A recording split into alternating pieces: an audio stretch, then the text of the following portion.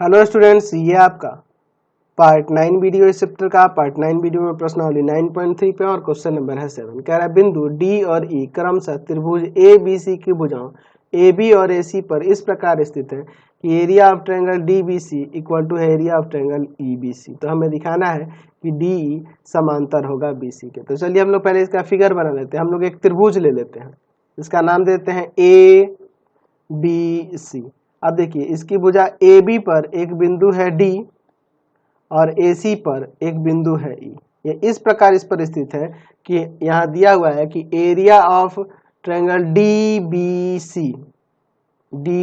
सी ये बन गया बराबर है area of triangle E B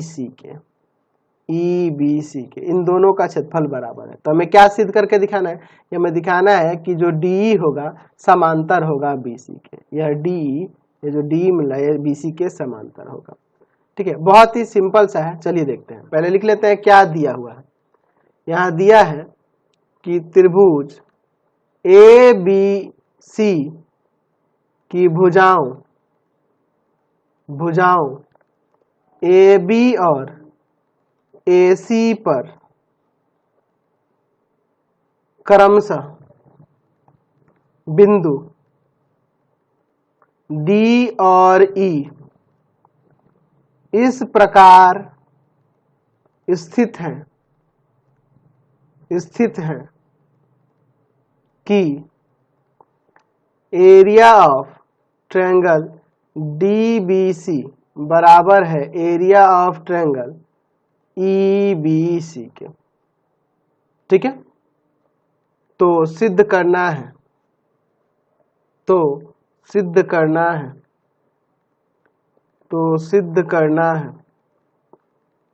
D जो होगा समांतर होगा BC के।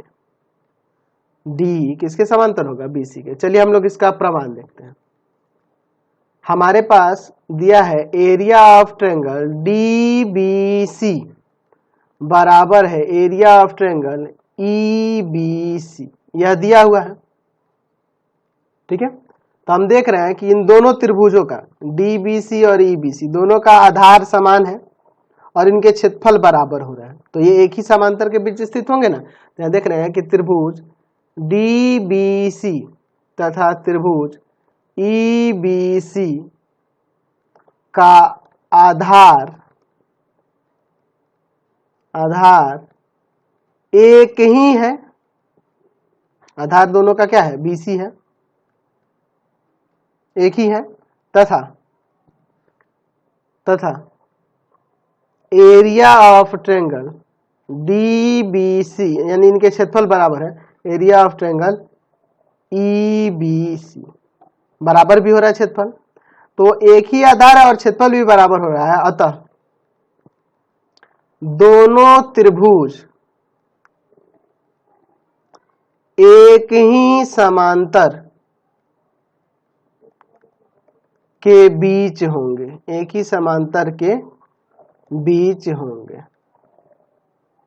ही समांतर के बीच होंगे। यानी इसका मतलब कि ये डी क्या हो जाएगा? समांतर हो जाएगा BC के। ये हम लोग यहाँ पे प्रमाणित कर देंगे। सिंपल सा था, समझ गए? कोई दिक्कत नहीं है। क्वेश्चन नंबर 8 देखिए, कह रहा है एक्स वाई त्रिभुज ABC की भुजाओं BC के समांतर एक रेखा है। यदि BE जो है समांतर है AC के, और फिर कह रहा है CF समांतर है AB के, है ना। रेखा XY पर क्रमशः E और F पर मिलते हैं। अच्छा, XY से क्रमशः E और F पर ये मिलते हैं। ठीक है, कौन मिलता है? तो यहाँ ये जो BE और ये CF है। ठीक है, तो सिद्ध करना है हमें इसे। तो चलिए हम लोग पहले बना लेते हैं जो फिगर हो रहा है उसको। एक त्रिभुज ABC लेते हैं, ABC। ठीक है, अब देखिए यहाँ क्या कह रहा है कि एक रेखा जो है XY वह BC के समांतर गई है। तो हम लोग ऐसे एक रेखा ले लेते हैं। ठीक है, इस तरह से हम लोग एक रेखा ले लेते हैं। इसी का नाम दे देते हैं यहाँ पर XY। ठीक है, अब क्या कर रहा है इसमें कि BE AC के समांतर एक खींचा जा रहा है, ऐसे होगा। ठीक है, देख रहा है ना, यह बी एक्स वाई से यहाँ पे मिल रहा है ई पर। अच्छा, उसी तरह से फिर आगे कह रहा है कि सी एफ जो है ना ए बी के समांतर है, इस तरह से। तो यहाँ पर एफ दे देंगे, देख रहा है ना, यहाँ सी एफ जो जा रहा है एक्स वाई से एफ पर मिल रहा है, इस तरह से। तो हमें दिखाना है कि ए बी ई। अच्छा, तो इसको मुझे मिलाना पड़ेगा। इसका क्षेत्रफल ए सी एफ यानी इसके क्षेत्रफल के बराबर हमें दिखाना है, ए सी एफ के, इसके क्षेत्रफल के बराबर हमें दिखाना है। चलिए देखते हैं, पहले लिख लेते हैं क्या क्या दिया हुआ है। दिया है त्रिभुज ए बी सी में क्या देखने को मिल रहा है कि एक्स वाई जो है ना समांतर है बी सी के, और फिर यहां पर क्या देख रहे हैं कि आपका बीई समांतर दिया है एसी के, और सी एफ दिया है समांतर ए बी के, ठीक है। और यहां पे हम लोग लिख सकते हैं कि ई तथा एफ कहाँ है, तो रेखा एक्स वाई पर स्थित है। हम लोग अपनी भाषा में इसको लिख दिए, ठीक है, स्थित है। चलिए अब इसके बाद देखते हैं। तो सिद्ध करना है area of triangle A B E बराबर में area of triangle A C F, ये हमें साबित करके दिखाना है। अब देखिए, इसके लिए मैं यहाँ पे एक रचना करता हूँ। रचना में क्या करते हैं कि बी एफ तथा सी ई को मिलाया। चलिए हम लोग यहाँ पे मिला देते हैं रचना करके। तो हमें क्या करना है, बी से एफ को मिला देते हैं और सी को ई से मिला देते हैं, और ये हमारी रचना है तो इसे हम लोग डॉटेड कर देंगे, ठीक है। अब देखिए यहां पर, अब इसके बाद इसका प्रमाण देखिए। हमें पता है कि एक ही आधार तथा एक ही समांतर रेखाओं के बीच बने त्रिभुजों का क्षेत्रफल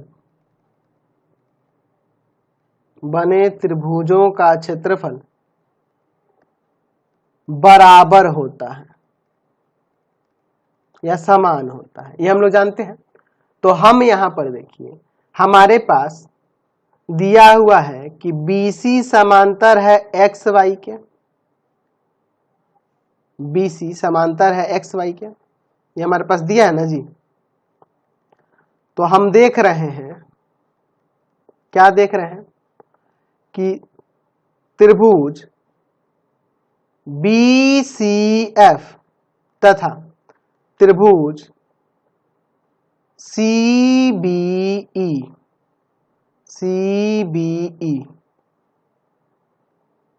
दोनों का आधार BC है तथा दोनों त्रिभुज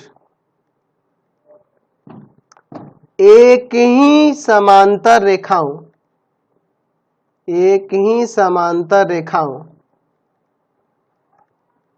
BC समांतर XY के बीच स्थित है। तो इसलिए दोनों का क्षेत्रफल बराबर हो जाएगा।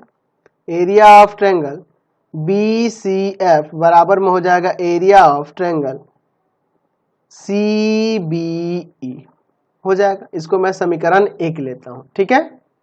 अच्छा, इसी तरह से हम लोग देख सकते हैं, यहाँ पे देखिए, यह इसके समांतर है, BEAC के समांतर हमारे पास दिया हुआ है, और यहाँ पर यह त्रिभुज और ये वाला त्रिभुज हम लोग देख रहे हैं कि त्रिभुज ABE ABE तथा त्रिभुज आपका ये जो है BCE, ठीक है, या फिर हम लोग ऐसे भी लिख सकते हैं CBE, त्रिभुज CBE, देख रहे हैं ना, ABE और ये CBE, इन दोनों का आधार एक ही है, दोनों का आधार क्या है, BE है तथा दोनों त्रिभुज एक ही समांतर रेखाओं, कौन सी समांतर रेखाओं, तो यहां देख रहा हूं मैं कि BE समांतर AC, ये दिया हुआ है ना आपके पास, के बीच स्थित है। तो यहां से दोनों का क्षेत्रफल बराबर हो जाएगा एरिया ऑफ ट्रायंगल ABE बराबर हो जाएगा एरिया ऑफ ट्रायंगल CBE के।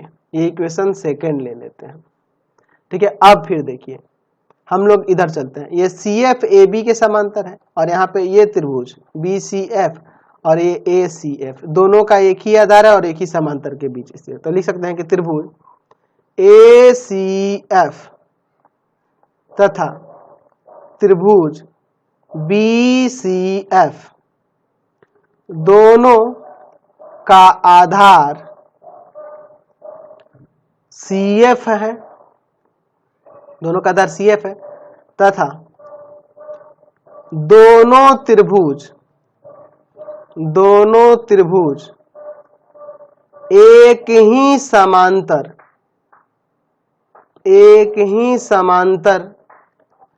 रेखाओं CF समांतर AB के बीच स्थित है।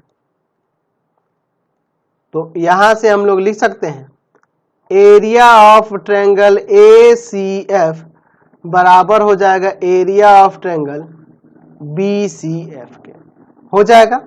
समीकरण 3 हो गया। तो लिख सकते हैं समीकरण 1, 2 तथा समीकरण 3 से, तीनों समीकरण से क्या होगा, तो हम देख रहे हैं समीकरण 1 में यह देखो BCF और ये CBE ये दोनों बराबर है, देख रहे हैं क्षेत्रफल बराबर है, तो इन दोनों के बीच क्षेत्रफल बराबर हो जाएंगे, यानी कि हो जाएगा एरिया ऑफ ट्रायंगल ABE बराबर में एरिया ऑफ ट्रायंगल ACF, यही हो जाएगा। यही हमें प्रमाणित करके दिखाना था, समझ गए। चलते हैं नेक्स्ट क्वेश्चन पे। क्वेश्चन नंबर 9 देखिए, कह रहा है समांतर चतुर्भुज ABCD की भुजा AB को एक बिंदु P तक बढ़ाया गया है। देखिए ABCD की भुजा AB को P तक बढ़ाया गया है। A से होकर CP के समांतर खींची गई रेखा बढ़ाई गई CB को Q पर मिलती है। देखिए A से होकर CP के समांतर A से होकर यह गई है CP के समांतर, ये खींचा गया है। यह क्या हो रहा है, यहाँ Q पर मिल रहा है, यानी कि यहाँ ये दिया है कि AQ जो है इस CP के समांतर है। फिर समांतर चतुर्भुज PBQR को पूरा किया जाता है। अच्छा देख लीजिए, समांतर चतुर्भुज ये रहा आपका PBQR को ये पूरा किया जाता है, नहीं फिर इसको ऐसे मिला के एक समांतर चतुर्भुज फिर बन जाता है। तो इन दोनों समांतर चतुर्भुज का क्षेत्रफल बराबर होगा, यही हमें दिखाना है। चलिए पहले देखते हैं क्या दिया हुआ है। दिया है यहाँ पर कि ABCD तथा मैं डायरेक्ट लिख देता हूं PBQR समांतर चतुर्भुज है, ये दिया हुआ है, ठीक है। ये दोनों क्या है आपके समांतर चतुर्भुज है, ठीक है। और क्या दिया हुआ है, और इसमें ये दिया था कि ये जो AQ है CP के समांतर है, यही ना दिया हुआ है। सब कुछ इसका निष्कर्ष से निकलता है। तो सिद्ध करना है क्या सिद्ध करना है हमें? तो हमें यहाँ सिद्ध करके दिखाना है कि एरिया ऑफ पैरेललोग्राम ABCD जो होगा बराबर होगा एरिया ऑफ पैरेललोग्राम PBQR के। तो इसके लिए मैं यहाँ पे एक रचना करूंगा। रचना में देखिए हम लोग क्या करते हैं, हम लोग यहाँ पर ये विकर्ण AC को मिलाते हैं और इसको PQ को मिला देते हैं, इन दोनों को ऐसे मिला देते हैं। तो ये रचना है तो इनको डॉटेड कर देंगे ना, ठीक है। यहां लिख देंगे कि AC और PQ को मिलाया, ये हमने काम किया है, ठीक है। अब इसके बाद इसका प्रमाण देखो। अच्छा, हम लोग जानते हैं कि समांतर चतुर्भुज के विकर्ण, समांतर चतुर्भुज के विकर्ण उसे दो समान क्षेत्रफल वाले त्रिभुजों में बांटते हैं। ये हम लोग जानते हैं।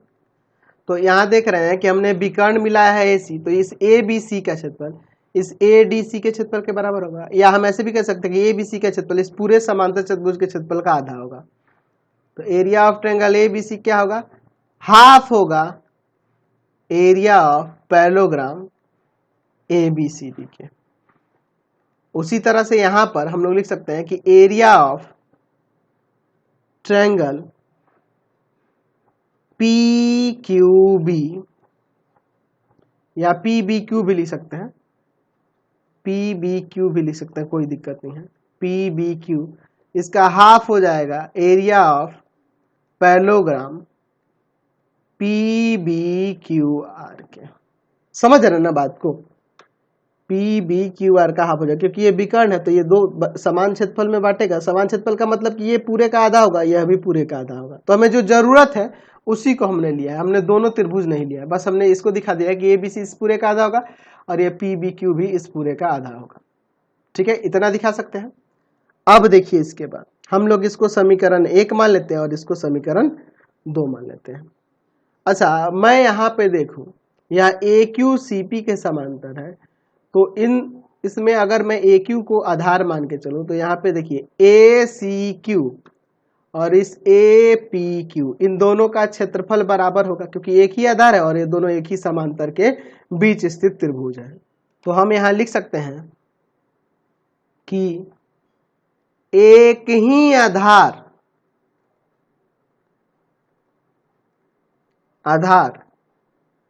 एक ही आधार कौन है? हमने लिया है AQ। देख लीजिए आपका AQ जो है AQ, एक ही आधार AQ तथा एक ही समांतर रेखाओं AQ समांतर CP के बीच दो त्रिभुज त्रिभुज ACQ तथा त्रिभुज APQ स्थित है। तो इसलिए इन दोनों का क्षेत्रफल बराबर हो जाएगा। एरिया ऑफ ट्रायंगल ACQ बराबर होगा एरिया ऑफ ट्रायंगल APQ। हम लोग क्या करते हैं, इसमें दोनों तरफ एरिया ऑफ ट्रायंगल ABQ घटा लेते हैं। अब ऐसा क्यों कर रहे हैं? तो देखो मैं यहाँ देख रहा हूं कि ACQ में से अगर ABQ घटेगा तो ABC बचेगा, और इधर इसमें से क्या वाला घटेगा तो ये बचेगा। तो इन दोनों का क्षेत्रफल बराबर आ जाएगा, और जब ये क्षेत्रफल बराबर आ जाएगा तो ये भी बराबर हो जाएगा। तो इसीलिए मैं ये कर रहा हूँ। Area of triangle ACQ minus area of triangle ABQ बराबर में area of triangle APQ minus area of triangle ABQ, ठीक है। तो देखिए ए सी क्यू में से ए बी क्यू घटाएंगे तो ऊपर बच जाएगा area of triangle A B C. यहाँ ए पी क्यू में से और घटा देंगे ए बी क्यू को, इसका क्षेत्रफल, तो ये बचेगा area of triangle P B Q. ठीक है, हम लोग देख रहे हैं कि ए बी सी का क्षेत्रफल हाफ है parallelogram A B C D के, तो हम लोग लिख सकते हैं इसकी जगह 1/2 area of parallelogram A B C D, और area of triangle P B Q जो है यह हाफ है इस पैरेललोग्राम के, यानी 1/2 of area of parallelogram P B Q R. तो ये कैसे हुआ, तो यहाँ लिख देंगे कि समीकरण 1 तथा समीकरण 2 से, समीकरण 2 से। ठीक है, तो यहाँ 1/2 हट जाएगा, यानी बच जाएगा area of parallelogram A B C D बराबर में area of parallelogram P B Q R. यही ना हमें प्रमाणित करके दिखाना था, तो हमने यहाँ पर इसे दिखा दिया। समझ गए? चलिए अगला क्वेश्चन देखते हैं। देखिए क्वेश्चन में क्या दिया हुआ है 10 नंबर में, एक समलम ए बी सी डी समलम चतुर्भुज है जिसमें ए बी समांतर है डी सी के। चलिए तो मैं यहाँ पे एक समलम चतुर्भुज भी बना लेता हूँ। ठीक है, ध्यान से देखिएगा, ये आपका समलम हो जाएगा। ठीक है, चलिए यहाँ पर इसका नाम देते हैं ए बी सी डी। तो देख लीजिए ये ए बी समांतर है ना डी सी के। अच्छा, इसके विकर्ण जो है ए सी और बी डी परस्पर ओ पर प्रतिच्छेद करते हैं। चलिए तो हम लोग यहाँ पर ए सी और बी डी को मिला देते हैं, तो ये कहाँ पर प्रतिच्छेद करते हैं, ओ पर प्रतिच्छेद करते हैं। तो हमें दिखाना है कि ये ए ओ डी का क्षेत्रफल इस बी ओ सी के क्षेत्रफल के बराबर होगा। चलिए देखते हैं, सिंपल है, दिया है ए बी सी डी एक समलम चतुर्भुज है, समलम चतुर्भुज है, समलम चतुर्भुज है, और इसमें दिया है कि ए बी डी सी के समांतर है। अच्छा, और क्या कह रहा है कि विकर्ण ए सी और बी डी परस्पर ओ पर प्रतिच्छेद, ओ पर प्रतिच्छेद प्रतिच्छेद करते हैं। ठीक है, तो सिद्ध करना है, तो सिद्ध करना है area of triangle A O D बराबर होगा area of triangle B O C के। बहुत ही सिंपल सा इसका प्रमाण देखो। ठीक है, हम लोग देख रहे हैं कि ए बी समांतर है डी सी के, और यहाँ पे अगर मैं बात करूं त्रिभुज ए बी डी और आपके बी ए सी या ए बी सी की, तो इन दोनों का एक ही आधार ए बी है और ये दोनों एक ही समांतर के बीच स्थित है, तो इनका क्षेत्रफल बराबर होगा ना। तो देख रहा हूं मैं कि एक ही आधार, आधार कौन सा, ए बी, तथा एक ही समांतर रेखाओं, एक ही समांतर रेखाओं ए बी समांतर डी सी के बीच दो त्रिभुज, त्रिभुज ए बी डी तथा त्रिभुज ए बी सी स्थित है। ठीक है, ए बी डी और ये आपका ए बी सी, ये दो त्रिभुज स्थित है एक ही आधार और एक ही समांतर के बीच, तो इनका क्षेत्रफल बराबर हो जाएगा ना। Area of triangle A B D बराबर में हो जाएगा area of triangle A B C. A B D का क्षेत्रफल ए बी सी के क्षेत्रफल के बराबर होगा। अब क्या करते हैं, मुझे यहाँ पे ए ओ डी इसका क्षेत्रफल और इस बी ओ सी का क्षेत्रफल बराबर, तो ये ए ओ बी का क्षेत्रफल घटा देते हैं दोनों तरफ, तो लिखेंगे दोनों तरफ, दोनों तरफ area of triangle A O D, A O B sorry, A O B घटाने पर, तो हमें जो साबित करना था वो आ जाएगा। तो area of triangle A B D minus में area of triangle A O B, और इधर आपका area of triangle A B C, इसमें से घटा देंगे area of triangle A O B. तो देखिए यहाँ पर क्या आएगा, आप ए बी डी में से अगर ए ओ बी को घटाओगे तो आपका यही क्षेत्रफल बचेगा ए ओ डी, और ए बी सी में से इस ए बी सी में से, इस पूरे त्रिभुज ए बी सी में से ए ओ बी घटा होगा तो यही आपका बी ओ सी आ जाएगा। तो हमारा साबित नहीं हो गया, यहाँ लिख सकते हैं। इसको घटाने पे ए बी डी में से घटाएंगे ए ओ बी तो हो जाएगा आपका area of triangle A O D, और इधर आ जाएगा area of triangle B O C. तो हमें यही ना साबित करके दिखाना था, तो ये आपका प्रमाणित हो गया। समझ गए ना? तो कितने इजी इजी क्वेश्चन दिए हैं, देख रहे हैं ना यहाँ पर। चलिए, तो अब हम लोग इस वीडियो को यहीं पे एंड कर देते हैं। नेक्स्ट वीडियो में आगे क्वेश्चन को देखेंगे। आपको हमारे 3 चैनलों को सब्सक्राइब करना होगा। पहला है pathfinder classes, pathfinder classes Chhapra. दूसरा है आपका भारती भवन रविकांत सर, रविकांत सर। और तीसरा चैनल है रविकांत सर के नाम से। तीनों चैनल को सब्सक्राइब कर लेंगे। इससे रिलेटेड वीडियो के लिए सीधे डिस्क्रिप्शन में जाएंगे और इससे रिलेटेड नोट्स के लिए गूगल पे जाके सर्च करेंगे www.ravikantsir.in, और यहाँ पर जाकर आप सभी क्लासेस के नोट्स और उनके पीडीएफ को डाउनलोड कर सकते हैं और पढ़ भी सकते हैं। और आप पाथफाइंडर क्लासेस छपरा के पेज को फेसबुक और इंस्टाग्राम पे लाइक एंड फॉलो जरूर कर लेंगे।